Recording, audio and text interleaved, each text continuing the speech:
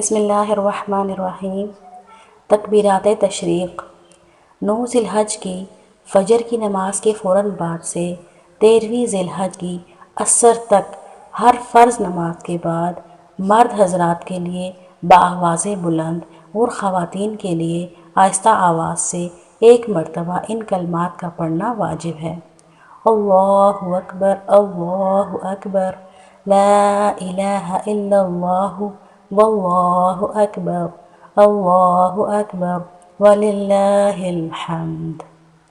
اگر تکبیرات کہنا بھول گیا ہو، یہ تکبیرات فرض نمازوں کے فوراً بعد کہی جائیں گی۔ اگر کوئی آدمی اس وقت کہنا بھول جائے یا جان بوجھ کر کوئی ایسا کام کر لے جو نماز کے منافی ہوتا ہے، یا کوئی بات زبان سے کر لے یا بھول کر مسجد سے نکل جائے، تو اب یہ تکبیرات نہیں کہی جائیں گی، کیونکہ ان کی قضا نہیں ہوتی۔ اب توبہ و استغفار کے ذریعے یہ کوتاہی بخشوانے کی کوشش کریں۔ اب اس میں ایک مسئلہ ہے، اگر کسی نماز کے بعد امام صاحب تکبیر کہنا بھول گئے تو ان کا انتظار نہیں کرنا چاہیے، بلکہ مقتدی خود ہی یہ تکبیرات کہنا شروع کر دیں۔ مسبوق بھی تکبیرات کہے۔